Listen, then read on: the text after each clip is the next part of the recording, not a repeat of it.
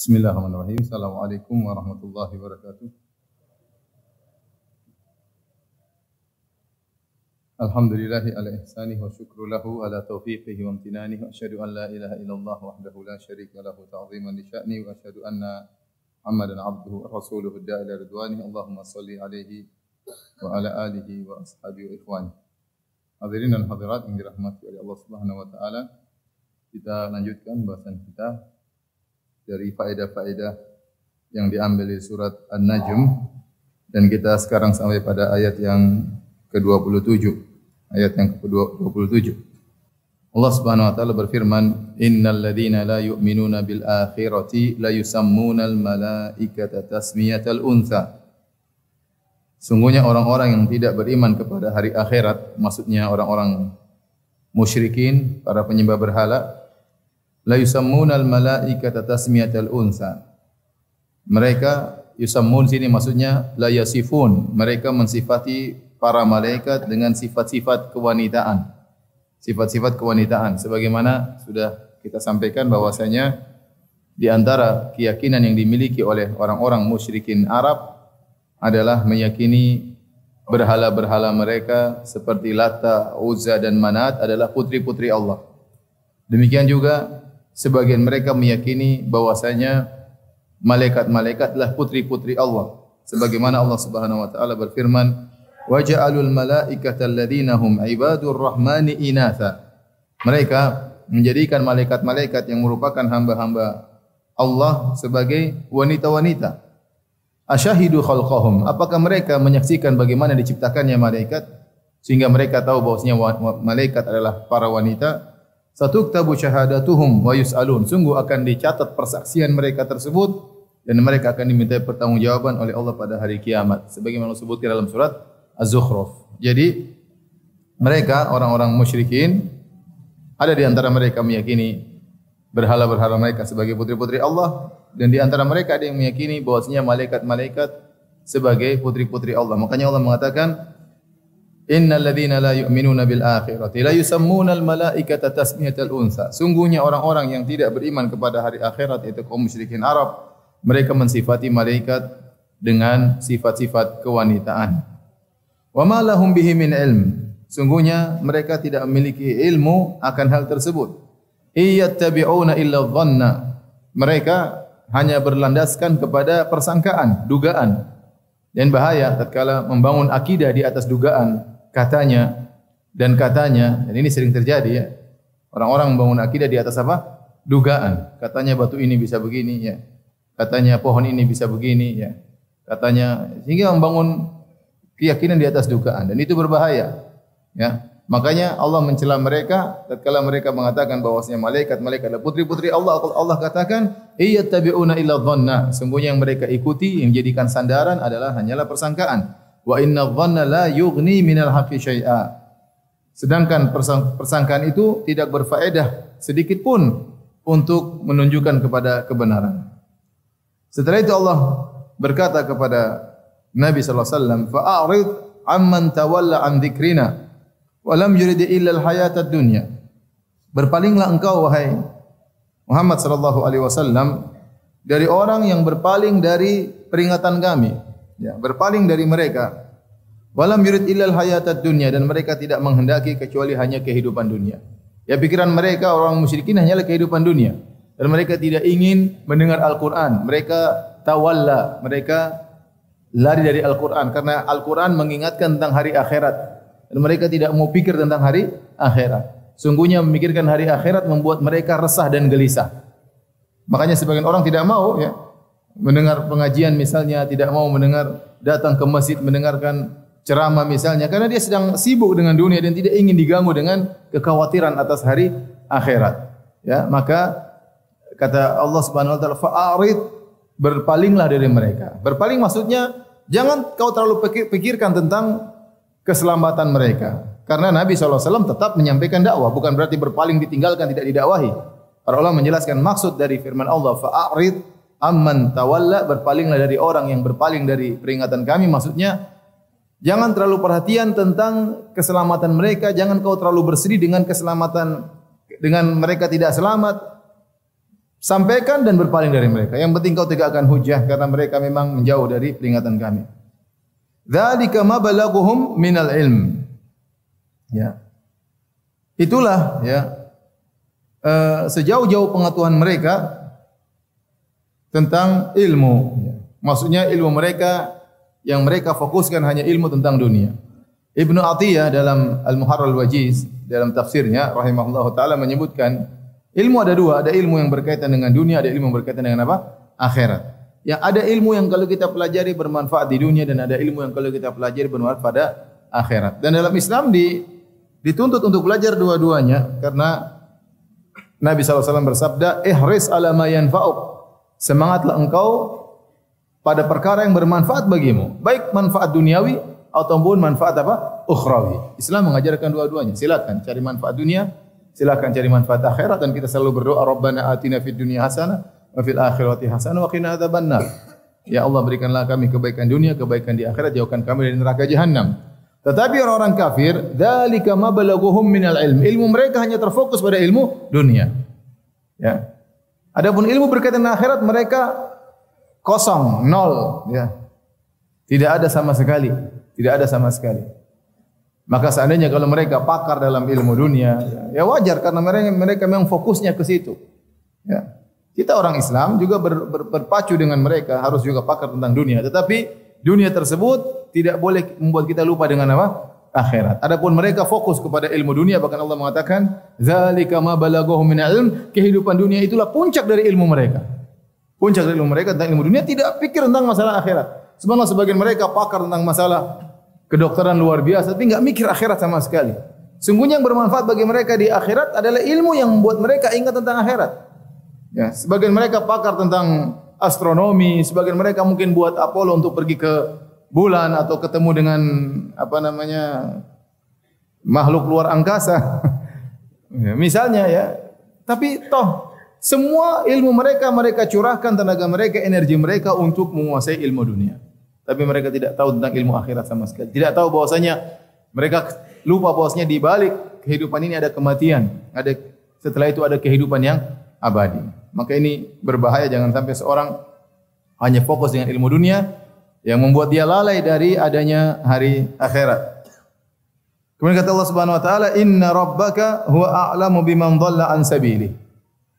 Sungguhnya Rabbmu yaitu Allah Subhanahu wa taala, Dia yang lebih tahu tentang orang yang tersesat dari jalannya, wa huwa a'lamu biman ihtada, dan Dia yang lebih tahu tentang orang yang mendapat petunjuk. Allah tahu mana yang sesat dan mana yang mendapat petunjuk. Dan karena Allah tahu mana yang mendapat petunjuk dan mana yang sesat, maka Allah akan berikan balasan kepada masing-masing kelompok tersebut. Yang mendapat petunjuk akan Allah berikan balasan di surga, yang tersesat dari jalan Allah, Allah akan berikan balasan di neraka jahanam. Setelah itu Allah lanjutkan firman-Nya, "Walillahi ma fis samawati wa ma fil ardh." Dan sungguhnya hanya milik Allah apa yang ada di langit dan apa yang ada di bumi. Ya, ini kaidah yang sering kita sampaikan dalam bahasa Arab, yaitu takdim ma haqquhu ta'khir. Mengedepankan perkara yang harusnya diakhirkan. Harusnya secara susunan bahasa Arab, ma fis samawati ma fil ardi lillah. Artinya apa yang ada di langit dan apa yang ada di bumi milik Allah, harusnya demikian. Lillahnya diakhirkan harusnya. Ma fis samawati wa ma fil ardi lillah, apa yang di langit dan apa yang di bumi milik Allah. Tetapi lillah, milik Allah ini didepankan. Menjadi lillahi ma fis samawati ma fil ard, yang seharusnya diakhirkan didepankan. Ini dalam bahasa Arab memberi faedah namanya ifadatul hasar atau yufidul hasar, memberikan pembatasan. Sehingga kalau kita artikan dalam bahasa Indonesia, hanya milik Allah, kita tambah hanya. Hanya milik Allah lah apa yang ada di langit dan apa yang ada di bumi. Semua yang ada di alam semesta ini hanya milik Allah Subhanahu wa taala. Ya. Sehingga Dia berhak untuk mengatur apa yang Dia kehendaki dan Dia berhak untuk membalas apa yang Dia kehendaki. Kemudian kata Allah Subhanahu wa taala, liyajziyal ladzina asa'u bima amilu. Agar Allah membalas orang-orang yang berbuat buruk atas apa yang mereka kerjakan, wa yajziyal ladzina ahsanu bil husna. Dan Allah membalas orang-orang yang berbuat kebaikan dengan al-husna, dengan surga. dengan surga. Coba kita artikan secara bahasa Indonesia, walillahi ma fis samawati wa ma fil ardi liyajziyal ladzina asa'u bima amilu wa yajziyal ladzina ahsanu bil husna. Hanya milik Allah apa yang ada di langit dan apa yang ada di bumi, agar Allah membalas orang-orang berbuat kesalahan dengan neraka jahanam dan membalas orang-orang berbuat kebaikan dengan surga. Li di situ, agar di situ dalam bahasa Arab namanya lamul aqibah. Lamul aqibah yaitu apa ya bahasa Indonesianya? Yang menunjukkan kesudahannya seperti apa. Beda misalnya kalau saya berkata, akul li asba dalam bahasa Arab. Aku makan supaya aku kenyang. Lam itu namanya lamul kai, yaitu supaya aku kenyang makanya aku makan. Aku makan supaya aku kenyang. Jadi tujuan aku makan adalah untuk apa? Kenyang. Lam itu namanya lamul kai. Tetapi ada lam namanya lamul aqibah, dia bukan berbicara tentang tujuan, tetapi dia berbicara tentang kesudahan sesuatu. Contoh perkataan seorang penyair, lidu lil maut, lahirlah kalian menuju untuk kematian. Untuk kematian maksudnya bukan lahir untuk mati, tetapi orang lahir pasti ujungnya apa? Mati. Itu namanya lamul aqibah. Contohnya lagi seperti kata penyair tersebut juga, wabnu lil kharab, dan bangunlah untuk kehancuran. Bukan berarti orang membangun untuk dihancurkan, tidak. Tetapi kalau orang sudah membangun, ujung-ujungnya pasti terjadi apa? Kehancuran. Nah, la di situ sama-sama li, tetapi berbeda fungsinya. Beda kalau saya makan, saya katakan akul li asba, aku makan supaya aku kenyang. Maka di sini namanya lamul kai. Saya makan supaya kenyang. Tetapi kalau dikatakan dalam perkataan seorang penyair, lidu lil maut, lahirlah supaya mati, itu bukan tujuan lahir untuk mati, bukan. Tetapi kalau orang sudah dilahirkan, ujung-ujungnya dia akan apa? Meninggal dunia. Seperti firman Allah Subhanahu wa taala tentang Nabi Musa dalam surat Al-Qasas. Kata Allah Subhanahu wa taala, "Faltaqatahu alu fir'auna liyakuna lahum aduwan wa hazana." Maka si kecil Musa alaihissalam dipungut oleh keluarga Fir'aun, liyakuna lahum aduwan wa hazana, agar Musa menjadi musuh mereka dan mendatangkan kesedihan bagi mereka. Bukan berarti mereka memungut, merawat Nabi Musa untuk dijadikan musuh mereka, tidak. Tapi lam di situ maksudnya ujungnya nanti ternyata anak yang mereka pungut ini menjadi musuh mereka dan mendatangkan kesedihan bagi mereka. Itu namanya lamul aqibah. Makanya antum belajar bahasa Arab ya, biar saya enggak susah jelaskan. Qadarullah di depan saya kayak antum begini mulai. Harus belajar bahasa Arab. Kalau ada waktu harus belajar bahasa Arab biar antum bisa cepat pintar. Kalau enggak tahu bahasa Arab, bahlul terus ya. Taib. Sama Allah mengatakan walillahi ma fis samawati ma fil ard. Allah cipta semua yang ada di langit dan di bumi adalah milik Allah. Yang kesudahannya adalah Allah akan membalas. Allah melihat mereka, maka yang baik akan dibalas dengan surga, yang buruk Allah balas dengan apa? Neraka jahanam ya. Maka liyajziya li di situ kata para ulama namanya lamul aqibah. Taib, timbul pertanyaan, siapakah orang-orang yang dibalas dengan al-husna? Kata Allah Subhanahu wa taala, wa yajziyal ladzina ahsanu bil husna. Agar Allah membalas orang-orang yang berbuat baik dengan surga. Siapa orang berbuat baik ini? Maka Allah jelaskan. Sifatnya alladzina yajtanibuna kaba'iral itsmi wal fawahisha illa lamam. Yaitu orang-orang yang menjauhkan diri mereka dari dosa-dosa besar dan al-fawahish illa lamam, kecuali al-lamam mereka tidak bisa meninggalkannya. Kecuali al-lamam mereka tidak bisa meninggalkannya. Taib, ini ciri-ciri penghuni surga. Yang pertama, menjauhi dosa-dosa besar. Allah tidak mengatakan orang-orang yang tidak melakukan dosa besar, bahkan menjauhi. Menjauhi lebih sempurna daripada tidak melakukan. Ada orang mungkin tidak melakukan tapi dia nyerempet-nyerempet. Ini benar-benar dia jauhi. Kalau dia menjauhi zina, maka dia menjauh dari zina. Ya. Kalau dia menjauhi riba, maka dia benar menjauh dari riba. Dia berusaha menjauh, jangan sampai ada kecipratan dari dosa besar sama sekali. Ini ciri-ciri orang penghuni surga. Makanya Allah menggunakan kata alladzina yajtanibun. Ijtinab artinya menjauhkan diri. Ya. Al-kabair, apa itu dosa besar? Dosa besar adalah dosa yang diancam dengan neraka secara khusus. Semua dosa diancam dengan neraka, tetapi terkadang sebagian dosa disebutkan secara khusus diancam dengan neraka jahanam. Maka itulah dosa besar. Adapun al-fawahish, kata sebagian ulama, al-fawahish dia juga dosa besar, tetapi khusus kepada perkara-perkara yang ada hukum hadnya. Yang ada hukum hadnya, seperti mencuri, seperti berzina, seperti praktek homoseksual misalnya, ya. Ini ada hukum-hukum hadnya, disebut dengan fawahish. Ya. Ini pendapat. Kabair, kabirah, dosa besar, yaitu semuanya dosa besar, fawahish juga dosa besar. Tetapi dikhususkan kabirah, yaitu yang diancam dengan neraka jahanam. Barang saya melakukan demikian, maka neraka. Barang saya melakukan demikian adalah neraka. Aku melihat seorang di neraka karena begini-begini. Nah, itu berarti dosa besar. Dosa besar. Fawahish, yaitu yang diancam dengan hukum had, mencuri dipotong, kemudian menuduh orang wanita yang baik-baik didera misalnya. Ya. Ini pendapat. Pendapat yang lain mengatakan, ya, semuanya termasuk dari kabair, tetapi yang fawahish adalah perbuatan-perbuatan yang keji, yang menurut logika seorang itulah perbuatan yang buruk. Ada dosa-dosa besar yang kita tidak tahu dengan logika kita, tetapi syariat menjelaskan. Contoh, seperti seorang salat tanpa wudu, ini dosa besar. Salat tanpa wudu. Tapi dari mana kita tahu dosa besar? Karena syariat melarang seperti itu. Tidak boleh salat tanpa wudu. Tapi banyak perbuatan-perbuatan yang haram, yang meskipun tidak ada dalil, kita tahu itu perbuatan keji. Seperti zina, kita tahu tidak benar. Ya. Contohnya seperti mencuri, mengambil barang orang, kita tahu tidak benar. Contohnya membunuh orang lain, maka itu perbuatan keji. Ya, ini juga tidak benar, meskipun tidak ada dalil yang menunjukkan secara khusus, namun logika menunjukkan bahwa ini perbuatan yang keji. Intinya al-kabair dan fawahish ini sama-sama dosa besar. Cuma para ulama khilaf, kenapa dikhususkan penyebutannya? Kenapa kabair, kenapa fawahish? Maka tadi ada beberapa pendapat. Tetapi kabair dan fawahish sama-sama dosa besar.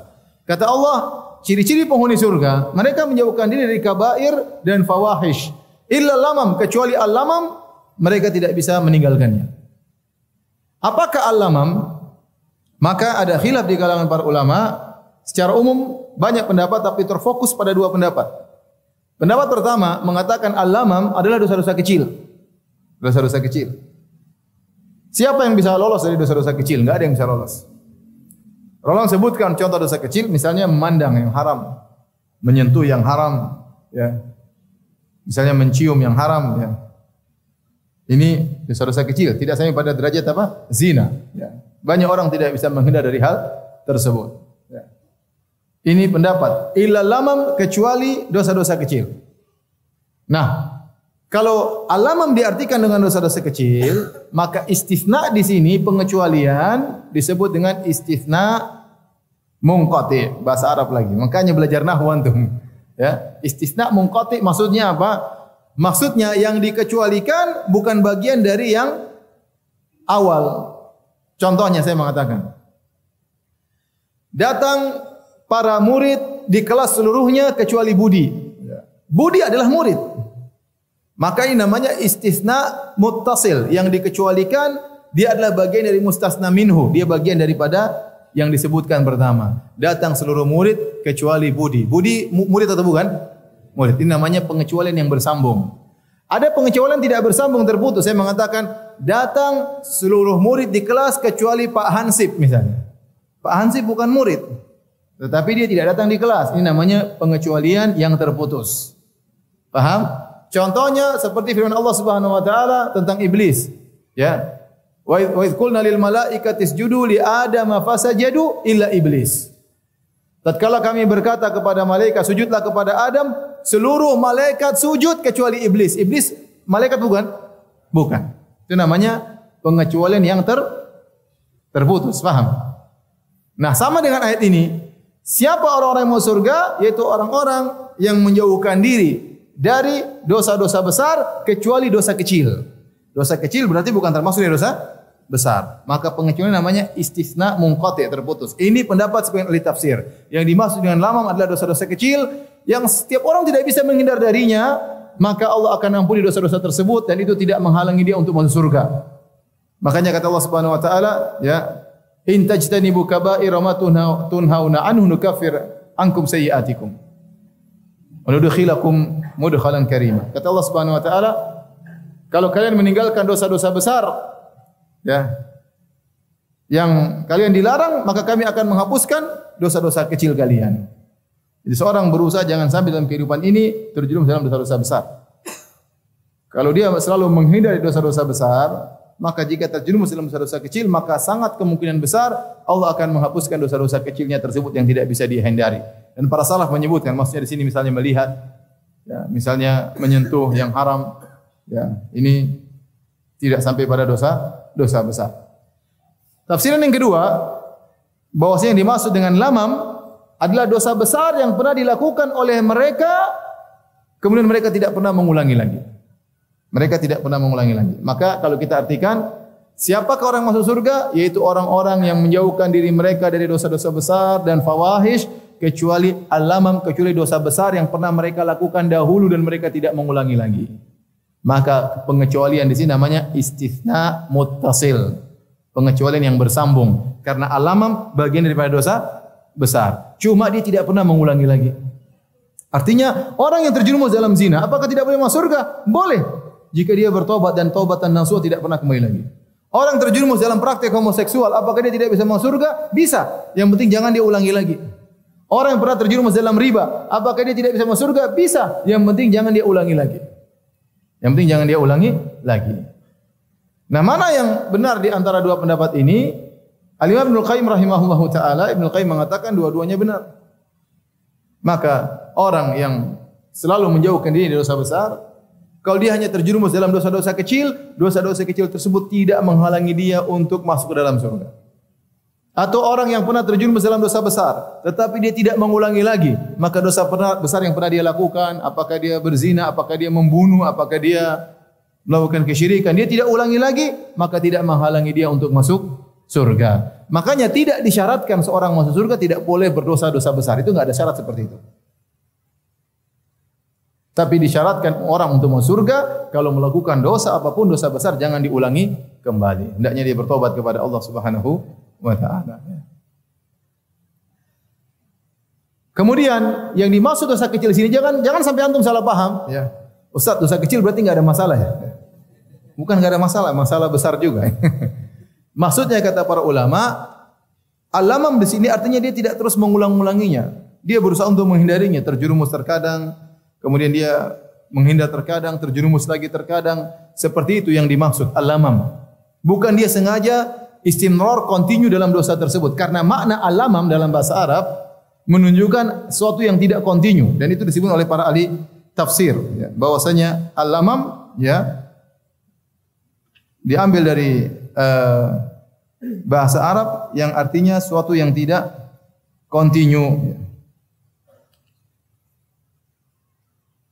Seperti perkataan Imam Al-Qurtubi rahimahullahu taala, wal arabu taqul ma ya'tina illa limaman.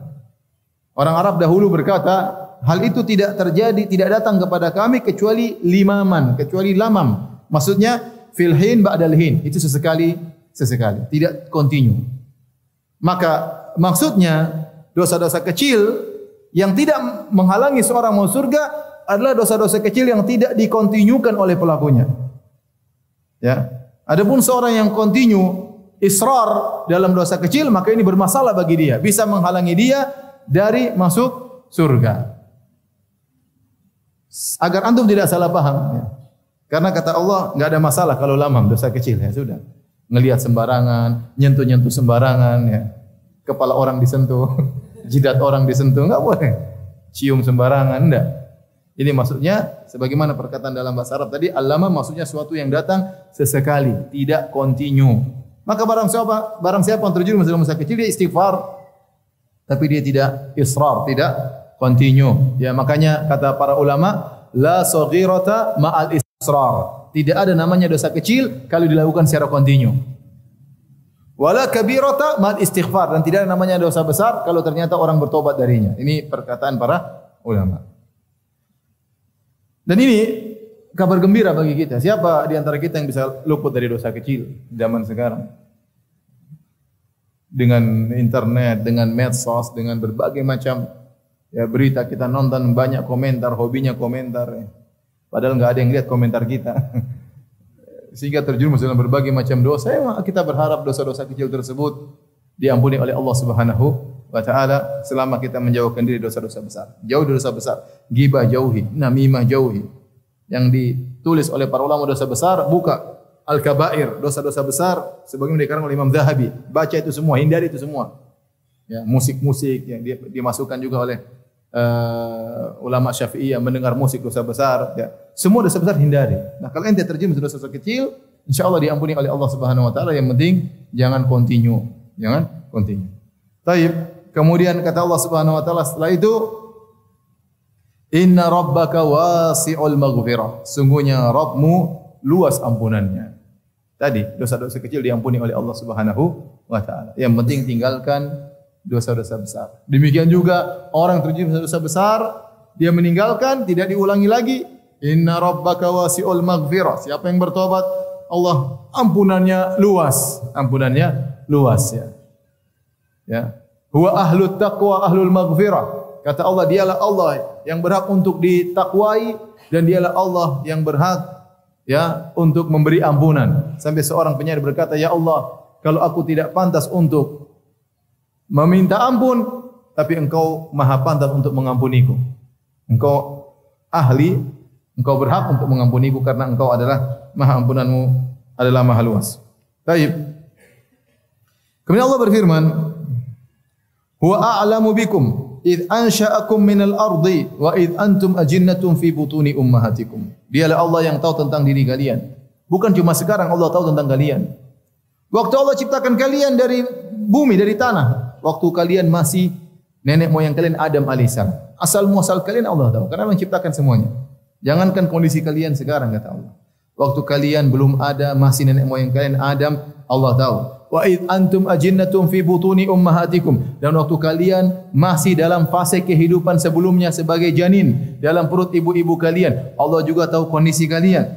Apalagi sekarang tatkala keluar di atas muka bumi, nampak oleh semua orang, ya. Allah juga tahu semuanya. Jangan sampai kalian merasa ada perkara yang Allah tidak tahu dari kalian.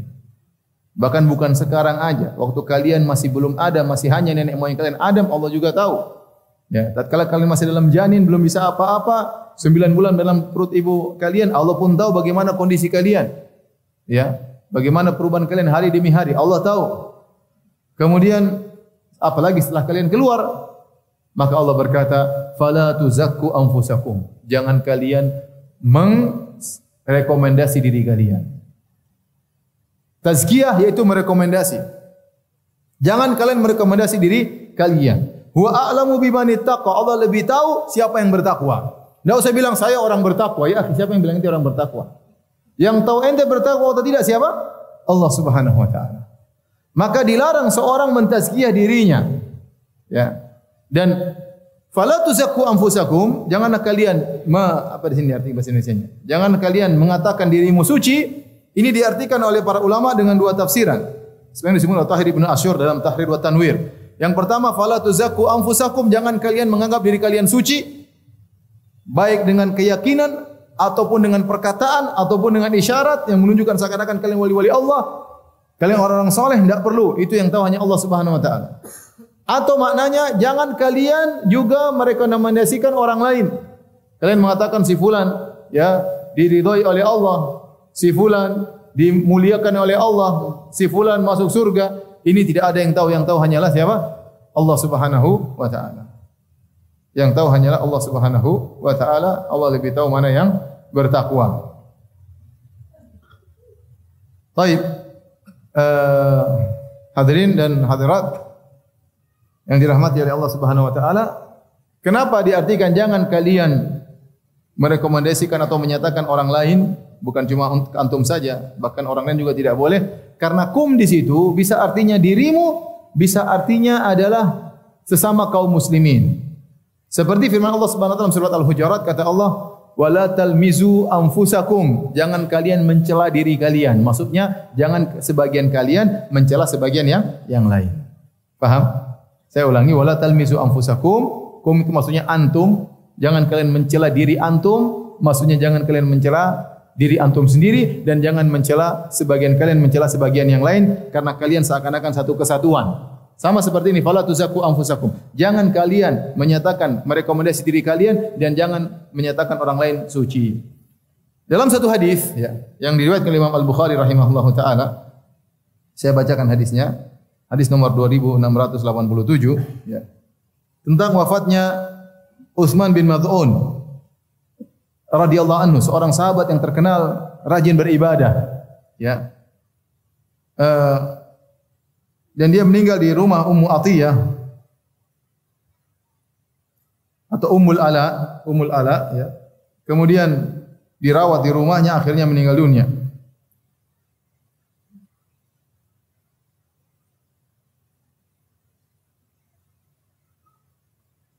Kemudian Ummul Ala berkata, tatkala Nabi datang menengok jasadnya Utsman bin Maz'un radhiyallahu anhu, maka wanita ini berkomentar, "Rahmatullahi alaika Abas Sa'ib." Allah merahmati engkau wahai Abu Sa'ib, yaitu wahai Utsman bin Maz'un. "Fa syahadati alaika," aku bersaksi atas engkau, "laqad akramakallah," sungguh Allah telah memuliakan engkau. Maka Nabi menegur. Faqala lin Nabi sallallahu alaihi wasallam, maka Nabi menegurku, Nabi berkata, "Wa ma yudriki anna Allah akramahu?" Dari mana kau tahu Allah memuliakan dia? Subhanallah.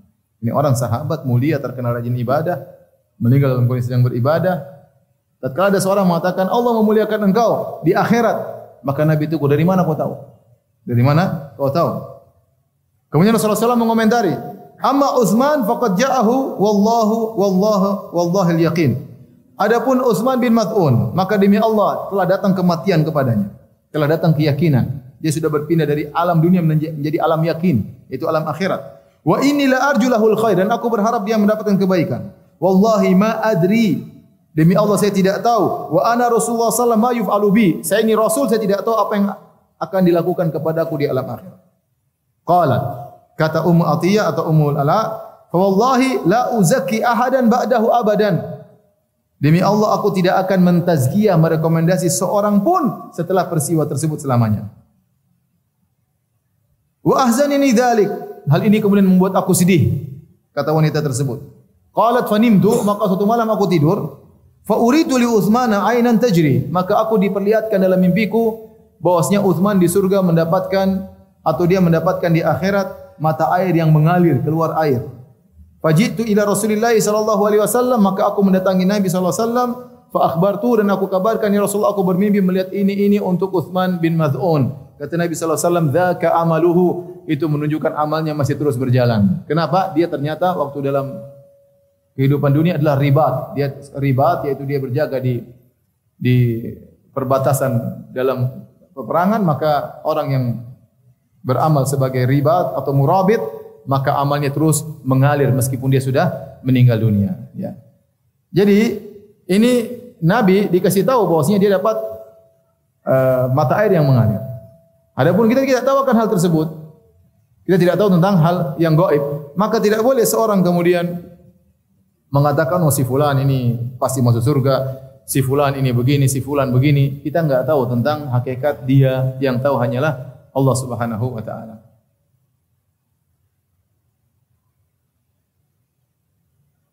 Lihat orang-orang soleh, mereka tidak ada yang pede dengan diri mereka. Apa? Abu Bakar radhiyallahu anhu, dia yang pegang lisannya dan dia berkata, hadzal ladzi awradanil mawarid. Inilah lisanku ini yang telah menjerumuskan aku dalam banyak hal. Itu Abu Bakar ngomong begitu, dan dia orang yang sangat menjaga lisan. Abu Bakar yang orang terbaik setelah Nabi Muhammad sallallahu alaihi wasallam, itu pun dia berkata, dia pegang lisan, dia mengatakan, ini yang buat aku terjerumus. Nah kita coba zaman sekarang udah tidak punya ilmu, komentar terus. Nah kita repot. Kalau Abu Bakar saja takut dengan dirinya, bagaimana dengan kita yang suka berkomentar, suka memposting, suka membantah, suka nimbrung, ya. Allahul musta'an. Tentunya kita lebih tidak terjamin sama sekali. Abu Bakar saja tidak menjamin dirinya bahwasanya dia pasti masuk surga. Umar bin Khattab radhiyallahu anhu, waktu Hudzaifah ibnul Yaman radhiyallahu anhu, Nabi sebutkan, wahai Hudzaifah, si fulan munafik. Sehingga kalau ada yang meninggal di zaman sahabat, orang-orang tunggu Hudzaifah. Kalau Hudzaifah menyolatkannya, berarti dia bukan munafik. Tapi kalau Hudzaifah tidak mau salat, berarti munafik. Karena disebut dengan sahibu sir Rasulillah. Dia adalah orang yang diberi rahasia oleh Nabi sallallahu alaihi wasallam. Suatu hari Umar datang kepada Hudzaifah. Ya Hudzaifah, hal sammani Nabi sallallahu alaihi wasallam minal munafiqin? Wahai Hudzaifah, apakah Nabi menamakan aku, menyebut namaku dari golongan orang munafik? Kata Hudzaifah tidak. Maksud saya, Umar tidak pede. Tidak pede bahwasanya dia pasti masuk surga itu enggak ada dalam kamus kehidupannya, enggak ada. Bahkan dia masih khawatir dirinya termasuk orang-orang munafik padahal dia berjihad, padahal amalnya luar biasa, ya. Padahal Nabi sudah merekomendasikan, Nabi sudah mengatakan Umar fil jannah, Umar di surga. Tapi itu semua tidak menjadikan dia kemudian bangga dan ujub, tidak sama sekali. Padahal Nabi mengatakan, "Malaka ya syaitan, salikan fajjan illa salaka fajjan ghairu fajjik." Ya Umar, tidaklah setan lihat engkau jalan satu lorong kecuali setan akan kabur. Itu Umar juga tidak mengatakan, setan aja kabur. Kalau ente, setan datang sama ente. Kalau saya, setan kabur. Itu pun tidak menjadikan Umar menjadi ujub. Bahkan waktu Umar akan meninggal dunia, ditikam oleh Abu Lulu al-Majusi. Bayangkan, lagi sholat, ditikam, mati syahid. Ada seorang pemuda kemudian memuji-muji Umar. Ya Umar, engkau begini, engkau begini. Kata Umar, kafafan. Saya hanya berharap itu impas. Artinya apa yang kau sebutkan tadi menyelamatkan aku dari neraka jahanam. Ya, tidak membuat dia ujub sama sekali, tidak mengatakan oh ya saya ya, subhanallah. Ya. Jadi itulah namanya ketakwaan dengan ada sendirinya seorang tahu diri bahwasanya dia itu jauh daripada kesempurnaan. Maka jangan sampai antum merasa saya pasti mau surga, saya pasti bisa ngajak kamu, jangan khawatir ya. Ya subhanallah. Ente siapa? Tenang aja nanti kalau murid-muridku belum masuk surga, saya tidak akan masuk surga sampai semua muridku masuk surga dulu. Dia jaga di depan pintu surga. Masuk dulu, masuk. Saya terakhir. Ya ente siapa mau jamin seperti itu? Ente aja belum masuk surga, kemudian ente mau menjamin murid-murid ente. Nanti begitu muridnya sudah masuk semua, dia mau masuk, surganya ditutup, cereng. Mati lo ya. Oleh karenanya, ya ente siapa? Orang tahu diri. Kita ini siapa? Kita penuh dengan dosa. Kalau Abu Bakar aja ketakutan, Umar ketakutan, para sahabat tidak ada yang merasa pede. Kalau antum baca sirah mereka, sejarah mereka, tidak ada yang merasa pede masuk surga, enggak ada. Terus kemudian orang zaman sekarang merasa pede.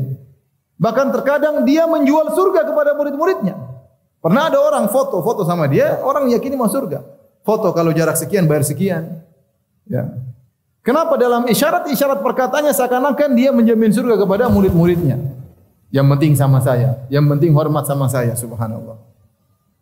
Apa dia ucapkan secara terang atau secara isyarat? Adapun para sahabat mereka tidak demikian. Mereka takut, mereka tidak jamin diri mereka tidak terjamin apalagi terhadap yang lain. Maka Allah mengatakan fala tuzakku anfusakum, jangan kalian mentazkiyah diri kalian, huwa a'lamu biman ittaqa. Allah lebih tahu mana yang lebih bertakwa. Dari sini antum tahu antum tidak boleh ujub, antum tidak boleh merendahkan orang. Antum lihat orang bisa jadi orang tersebut biasa, belum tentu dia lebih rendah di sisi antum daripada antum ya. Antum mungkin boleh terlihat berlebihan dari sisi ilmu, masya Allah antum ngaji penampilan Islami, belum tentu bisa jadi orang di depan antum yang antum lihat antum sepelekan, bisa jadi dia punya amalan luar biasa yang antum tidak ketahui. Ada seorang saya cerita, ya. Jadi seorang orang soleh ini tidur dan dia bermimpi dalam tidurnya bertemu dengan Nabi SAW. Kemudian Nabi mengatakan, pergilah kepada si fulan. Ya. Berilah kabar gembira kepadanya. Dia terbangun. Kemudian dia pikir hanya sekedar mimpi angin lalu. Kemudian dia tidur lagi, ternyata mimpi kedua kali begitu lagi. Ya. Pergilah ke si fulan bin fulan dan kabarkanlah gembira kepadanya. Kemudian sampai ketiga kali dia mimpi lagi, maka kemudian dia yakin ini ilham dari Allah Subhanahu wa taala. Maka dia pun mencari si fulan tersebut. Dia cari sampai dia ketemu di rumah si fulan tadi. Maka dia ketuk pintu, fulan tersebut membukakan pintu. Penampilan biasa-biasa saja. Tidak terlihat bukan imam masjid ya, bukan. Bukan ustaz, bukan, orang biasa saja. Penampilan biasa. Tapi dia heran, dia sendiri penampilan orang soleh. Tapi orang ini orang biasa. Maka dia berkata, "Hei fulan,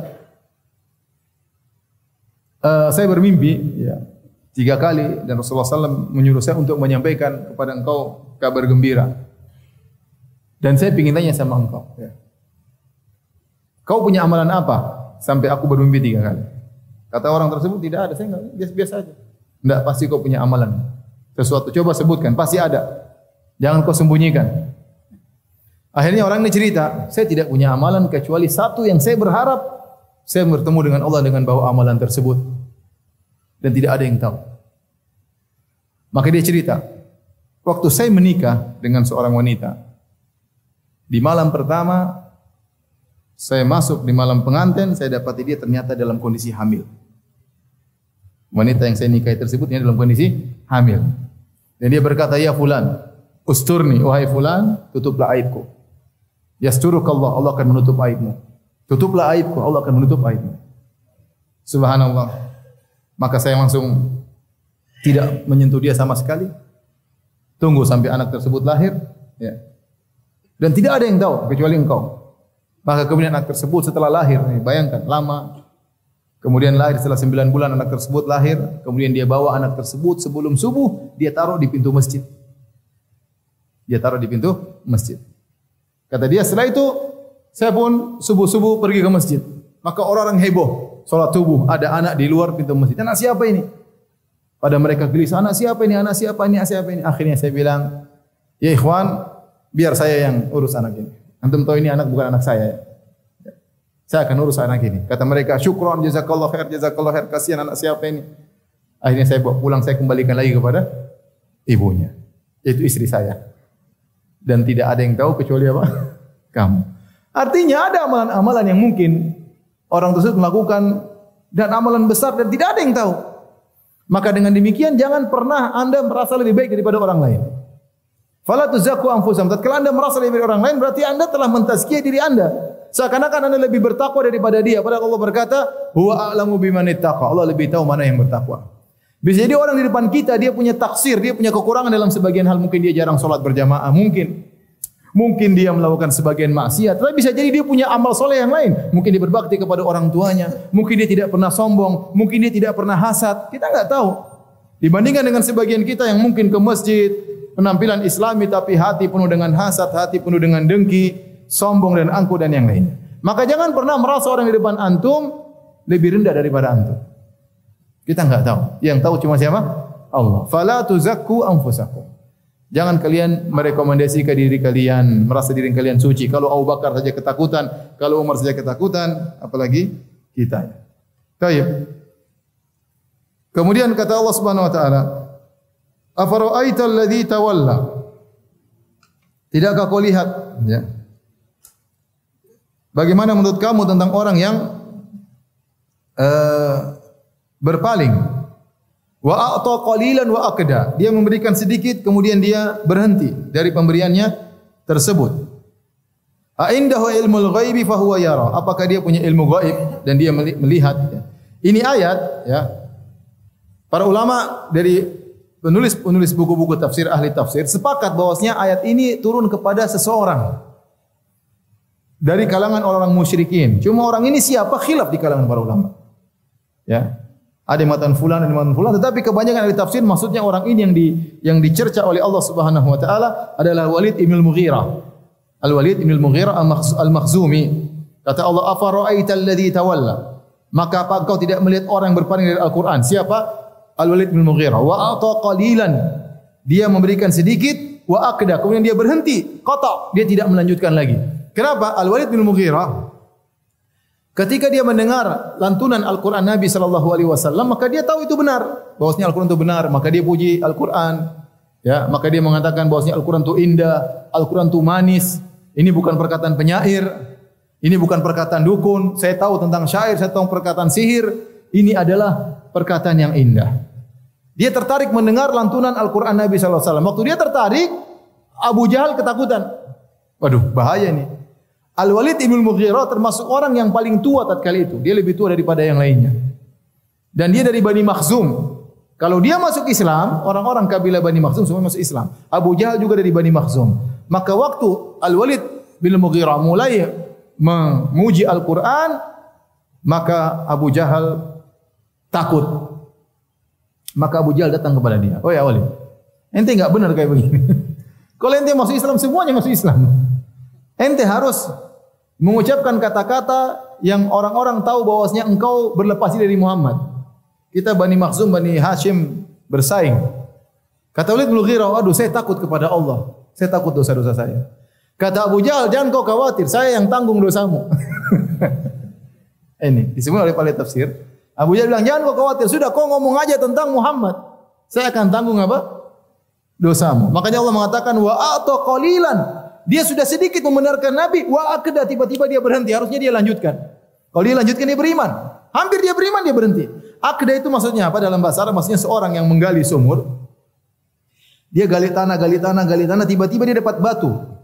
Dapat batu sehingga dia berhenti. Batu ini tidak bisa membuat dia melanjutkan apa? Penggalian sumur. Maka disebut wa akda, itu dia berhenti tiba-tiba. Seandainya dia melanjutkan, dia akan masuk apa? Islam. Ya, maka Allah mengatakan, afara'aita alladhi tawalla? Tidak kau lihat orang yang berpaling, itu Walid bin Mughirah. Wa a'ta qalilan, dia sudah sedikit beriman kepada Muhammad. Wa akda, tiba-tiba dia berhenti. A'indahu ilmul ghaibi fa huwa yara? Apakah dia punya pengetahuan tentang yang gaib sehingga dia mengetahui apa yang dia katakan? Ya. Artinya bahwasanya dosanya akan ditanggung oleh Abu Jahal. Am lam yunabba bima fi suhufi Musa? Apakah dia tidak diberitakan tentang apa yang ada pada lembaran-lembaran Musa? Suhufnya Musa. Wa Ibrahim alladhi waffa. Demikian juga lembaran-lembarannya Nabi Ibrahim. Alladhi waffa. Yang Ibrahim alaihissalam selalu menyempurnakan janji. Apa isi yang terdapat dalam lembaran-lembaran Ibrahim dan Musa? Allah sebutkan. Apa isinya? Alla taziru waziratu wizra ukhra. Bahwasanya seorang yang berdosa tidak akan memikul dosa orang lain. Wa allaisa lil insani illa ma sa'a. Dan bahwasanya seorang manusia tidak memperoleh selain apa yang dia usahakan.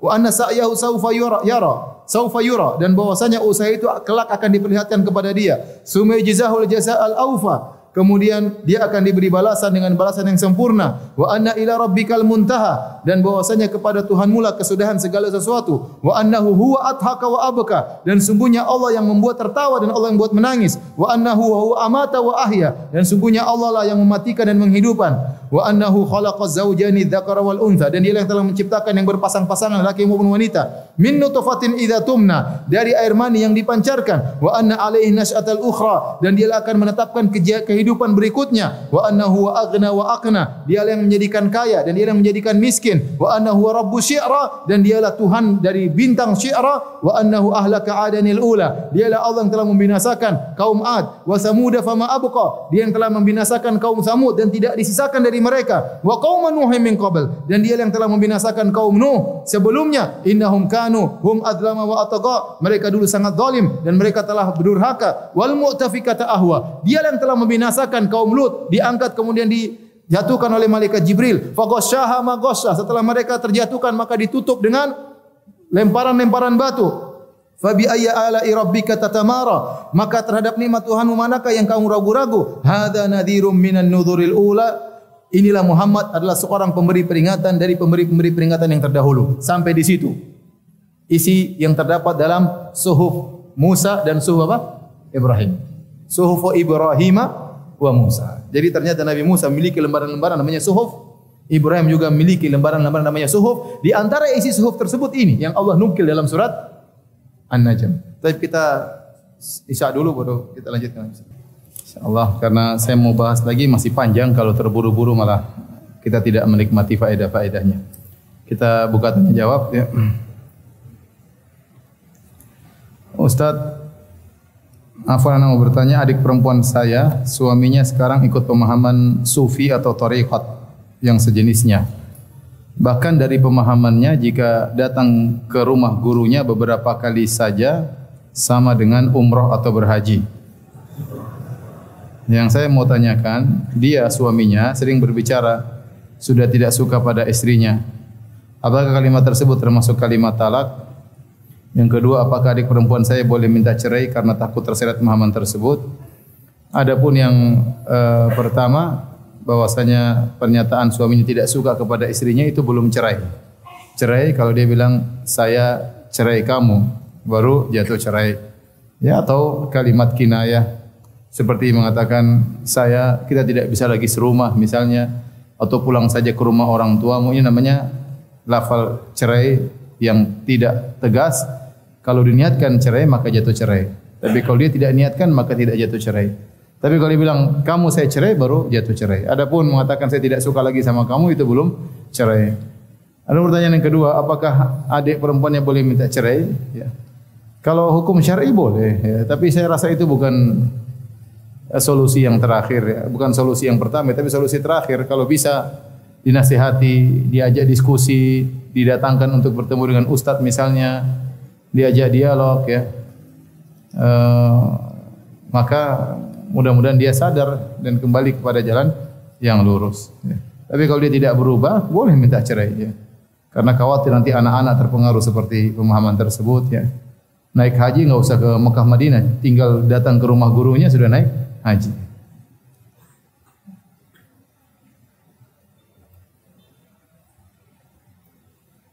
Ustaz, saya bermimpi seorang wanita.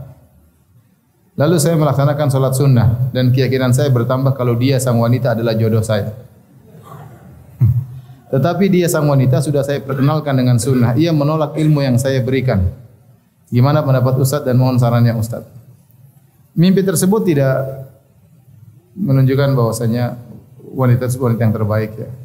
Antum mimpi itu tidak bisa dijadikan dalil. Mimpi itu hanya sekedar istiqnas, penguat, hanya penguat. Jadi kalau antum bermimpi, terus antum berusaha mendakwahi sang wanita, wanita tersebut tidak mau ya, antum ikuti syariat. Syariat bagaimana? Disuruh mencari wanita yang soleha, yang bertakwa. Ya.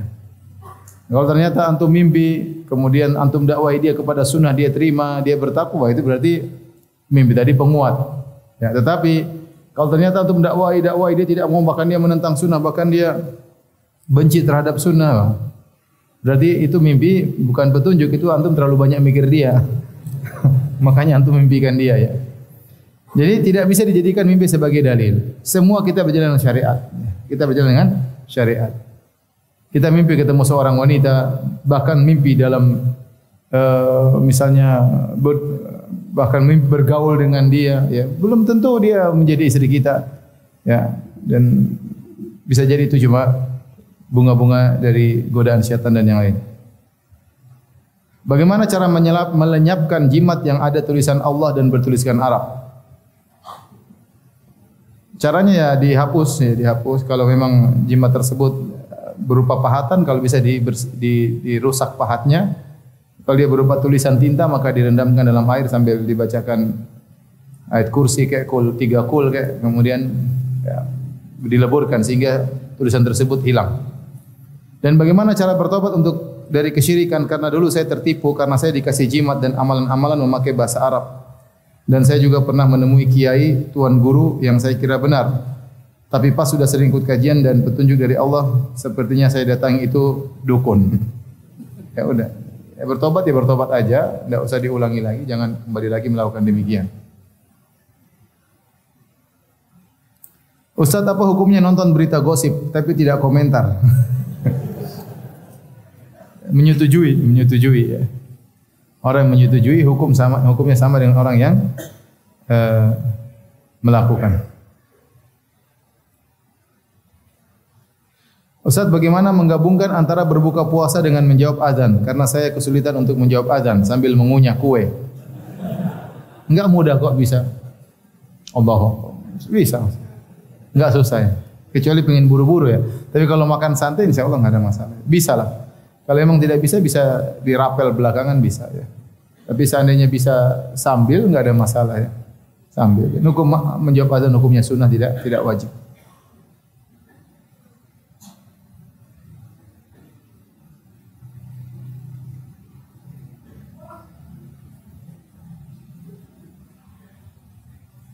Ustaz, bolehkah seorang laki-laki punya sahabat wanita? Boleh, istrinya. Yang dengan itu dia bisa berbagi cerita, ngobrol, jalan-jalan. Itu namanya pacaran. Karena saya punya teman, ia melakukan hal demikian Ustaz. Dia membuat grup untuk saling bantu kalau ada masalah. Dan juga sering jalan-jalan untuk menikmati ciptaan Allah. Ya semua wanita itu enak dinikmati. Dilihat mendatangkan kenikmatan. Diajak ngobrol mendatangkan kelezatan ya. Tetapi ya jalan-jalan bersama lawan jenis. Setahu saya anggota grup teman saya ini ada 7 orang. 3 orang laki-laki, 4 orang wanita. Apakah boleh demikian? Tidak boleh. Ini haram hukumnya ya.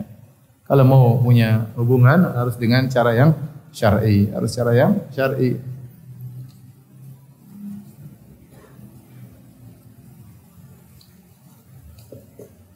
Ya akhi, ngobrol dengan lawan jenis itu kelezatan. Ya. Makanya orang tentram kalau ngobrol sama lawan jenis. Ya. Karena ada hasrat, ada syahwat, kita lezat memandangnya ya. Maka Rasulullah SAW melarang hal itu semua.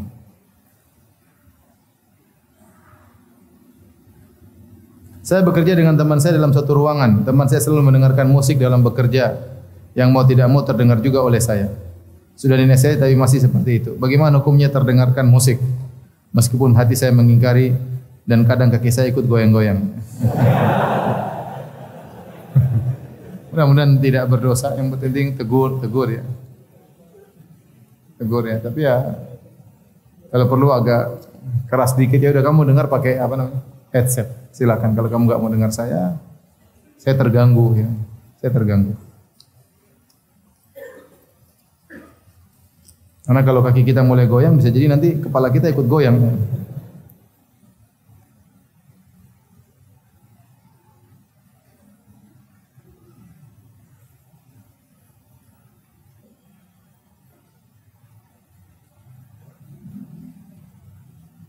Ustaz menafsirkan al-lamam. Lamam itu maksudnya banyak tafsiran tapi dua tafsiran yang paling kuat yaitu dosa besar yang tidak dilakukan kembali atau dosa kecil yang tidak dilakukan kontinu. Sekali dilakukan berhenti, sekali lagi dilakukan, maka ini masih ditoleransi oleh Allah Subhanahu wa taala dan bisa diampuni oleh Allah. Adapun yang kontinu maka tidak boleh.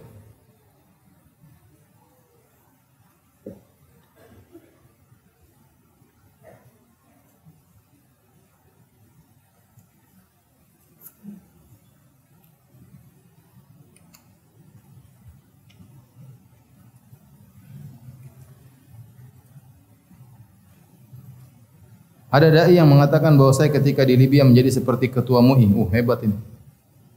Orang Indonesia jadi ketua MUI di Libya. Saya agak ragu karena orang Arab itu punya ego sendiri ya. Kemudian menjadikan orang Indonesia menjadi semacam ketua MUI di sana. Lihat dulu apakah dia doktor atau bukan. Kok bisa jadi ketua apa? Ketua MUI di sana. Saya ragu kalau ada yang mengatakan demikian saya ragu. Tidak semua orang ngomong dibenarkan ya. Seperti ada seorang pernah berkata dia menulis tesis 500 halaman dalam waktu 4 hari. Logis enggak? 500 halaman tesis agama dalam waktu 4 hari. 4 hari berarti 1 hari 125 halaman. Kita kopas aja enggak bisa. Kapan dosen pembimbingnya juga baca? Ya. Risalah apa itu dalam waktu saya aja nulis 4 tahun saya S2. Untuk menulis ya dalam 4 hari 500 halaman ya saya rasa tidak logis ya. Jadi tidak semua orang bicara kemudian kita benarkan. Paham? Mana mungkin orang tulis tesis 500 halaman 4 hari. Dosennya aja kan harus baca. Setiap tesis itu ada dosen membimbing. Kapan dia mau baca? Kita aja ngetik 100 halaman dalam 1 hari tanpa mikir, capek. Bisa enggak 100 halaman ngetik tanpa mikir? Berat 1 hari. Kecepatan kita mengetik kapan? Ini tesis ya, perlu diteliti, perlu murojaah buku kemudian ya, kecuali dia ambil buku orang dia ganti nama ya itu mungkin. Kemudian kalau orang mendengungkan hal tersebut maka jangan dibenarkan. Kita memang tidak pintar tapi jangan goblok banget. Ya. Masa begitu aja dibenarkan. Contoh seperti ini mengatakan bahwasanya enggak tahu berdasarkan tulisan ini, saya baca ulang. Ada di Indonesia mengatakan bahwa saya ketika di Libya menjadi seperti ketua MUI. Kalau ini seperti ini enggak benar ya. Enggak benar ya. Doktor saja orang Indonesia belum tentu menjadi ketua ulama di sana apalagi cuma esteller misalnya.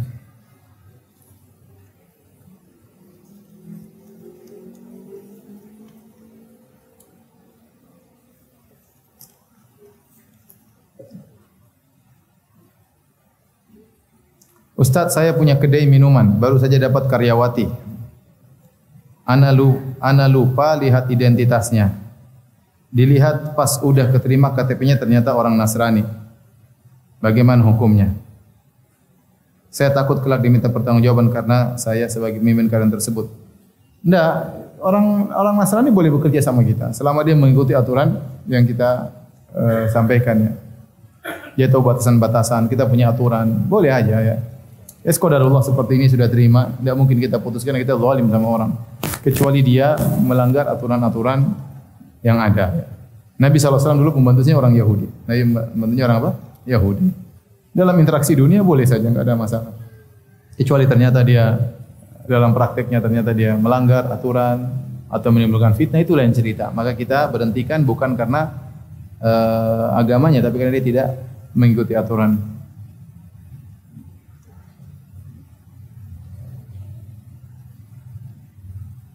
Mengapa kajian sunnah diadakan dalam waktu singkat sekitar 1,5 sampai 2 jam? Apa tidak bisa ditambah? Masya Allah. Mungkin bisa, kasihan ustadznya. Kasihan ustadznya, kasihan antum juga ya. Tapi demikian saja kajian kita. InsyaAllah nanti kita lanjutkan setelah saya pulang umrah biidznillah ta'ala. Kitab Kafatul Majlis. Subhanakallah bihamdik. Asyhadu an la ilaha illa anta astaghfiruka wa atubu ilaik. Assalamualaikum warahmatullahi wabarakatuh.